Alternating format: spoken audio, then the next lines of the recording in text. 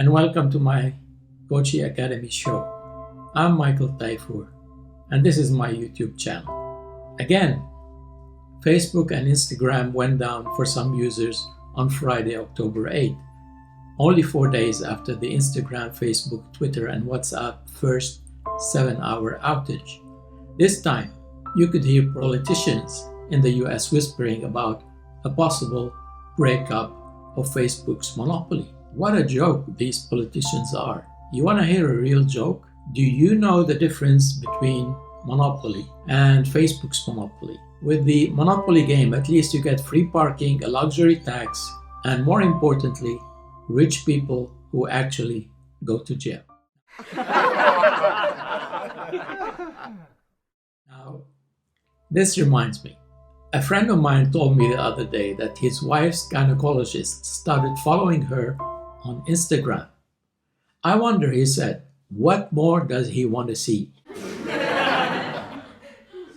Meanwhile, web monitoring group Down Detector counted more than 32,000 incidents of people reporting issues with Instagram on Friday, the 8th of October, from around 7 p.m. GMT, and that around 2,000 people in the UK and the US reported they were unable to access Facebook.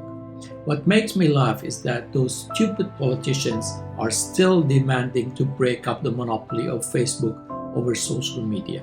Can they see that people cannot get off their addiction to Facebook and Instagram, not even for a few hours? Now this happened. A son asked his father, "Why did you name my newborn sister Instagram?"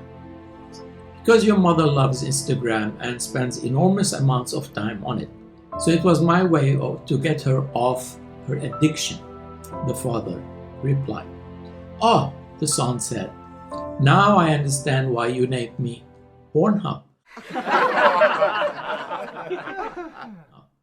Meanwhile, Facebook and its billionaire boss Mark Zuckerberg had to apologize again, one more time, for the inconvenience. What an inconvenience it must have been for you, Mark. Speaking of the devil, my neighbor asked me why I was talking so quietly this morning, and I told her that I was afraid that Mark Zuckerberg would be listening. She laughed and I laughed, and then Siri laughed and Alexa laughed. Well, you gotta be careful, you know. You never know when it comes to Mark Zuckerberg. The guy knows your home address, your phone number, he knows everything about you. A friend in the US got into a car accident, and it turned out to be that the other driver was none other than the devil himself, Mark Zuckerberg. So my friend got out of her car to exchange her details with him. "No need," Mark told her. "You have 237 friends, out of which 37 are only females, and your husband doesn't know 12 of the rest. Last holiday, you went to Thailand, and there you..." "Just leave it at that, Mark," she snapped at him. "The car accident was my fault, okay?" As was the case on Monday. People were quick on Friday to post memes on Twitter about the Facebook platforms going down for the second time in a matter of days. Many joking about Zuckerberg being sent to fix the problem. Speaking of him, this reminds me of a joke. A boy walks up to Mark and says, "My dad says that you are stealing our information," and Mark immediately replies, "Well, he's not your dad."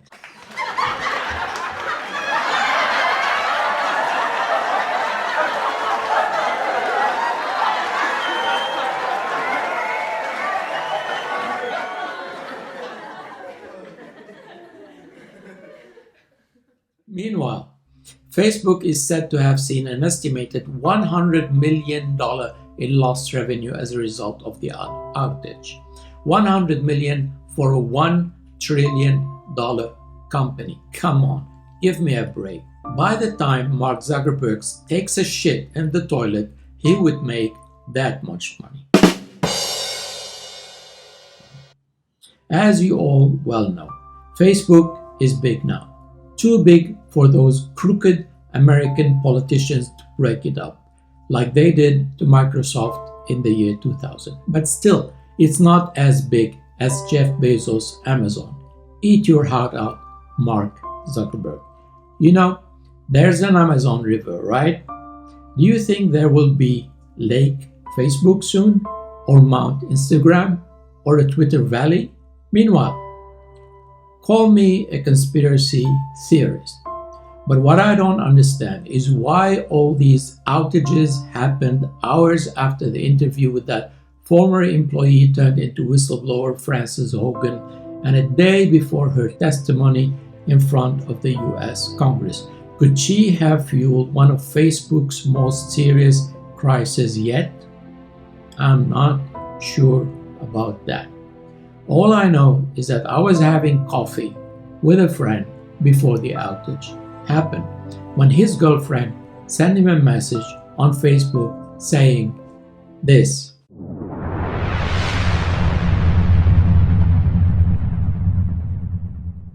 He showed it to me and asked me if I knew what alternative means. Frances Hogan appeared before Congress last Tuesday to discuss the workings of Facebook and to suggest that a government entity would be created to regulate Facebook. As expected, Mark Zuckerberg replied on Tuesday evening saying it was frustrating to see a false picture of Facebook being painted by Hogan. Well, Mark, if you're worried so much about Facebook's reputation, why don't you change its name to Reddit and see how it goes?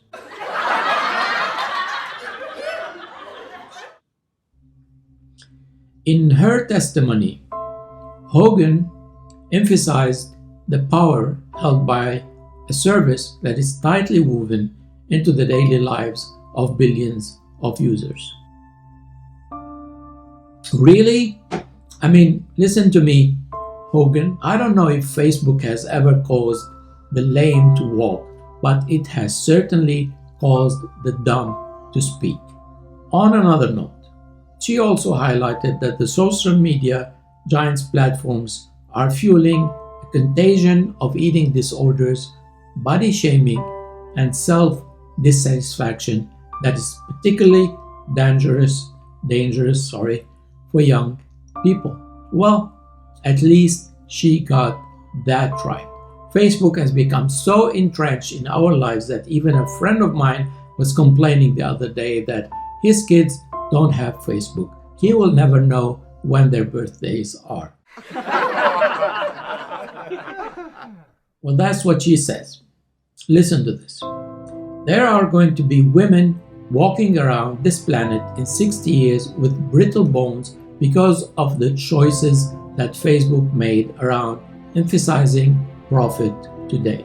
Now, I don't understand her philosophy around Facebook, but I guess she was referring to the impact of Facebook on eating disorders. Well, let me tell you, I have a beef eating disorder, but I'm worried that my life is at stake.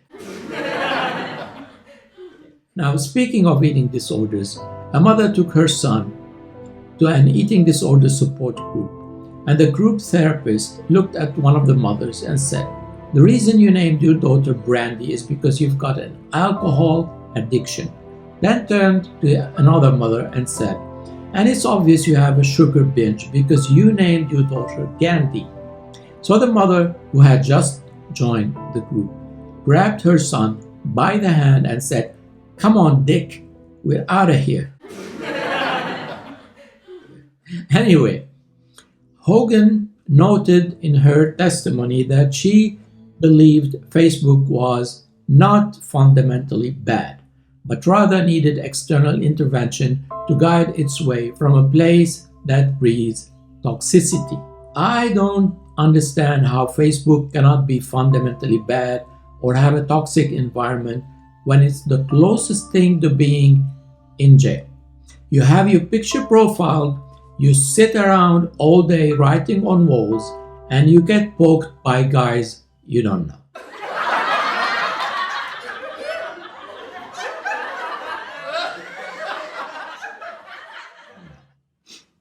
What more do you want?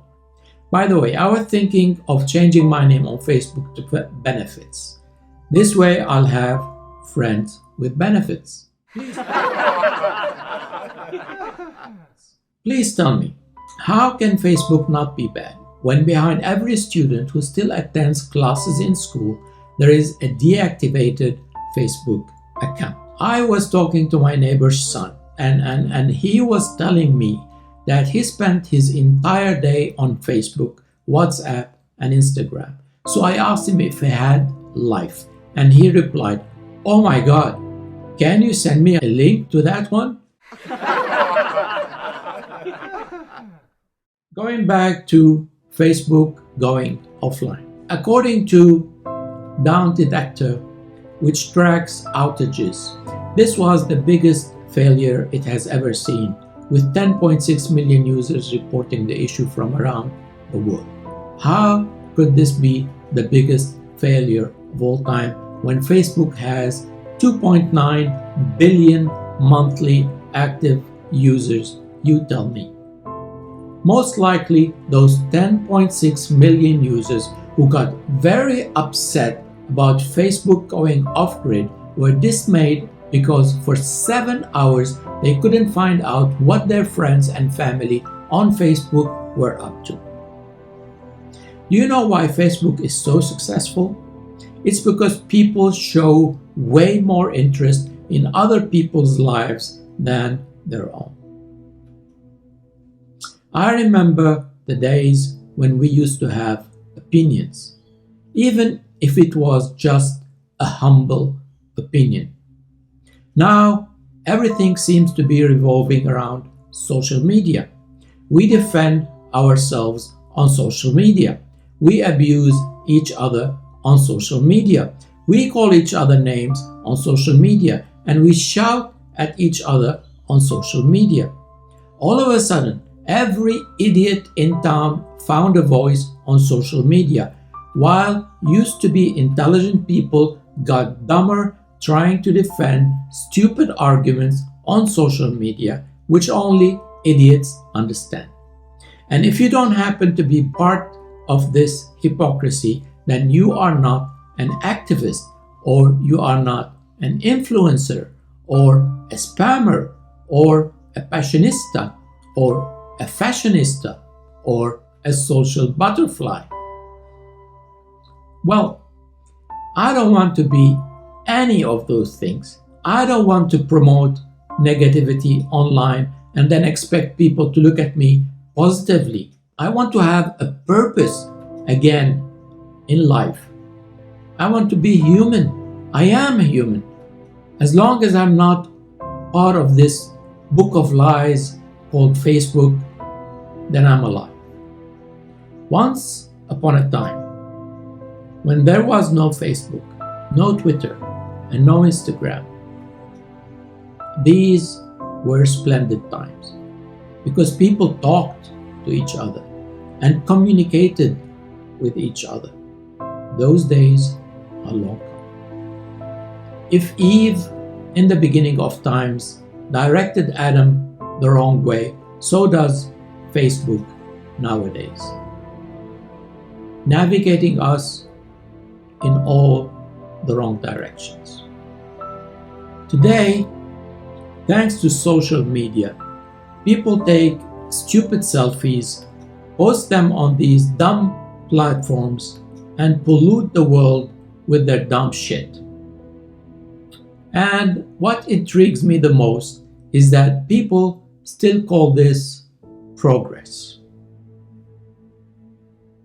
Thank you for watching. I'm Michael Taifour, and this is my YouTube channel, The Coach Academy Show. Be safe, and bye for now.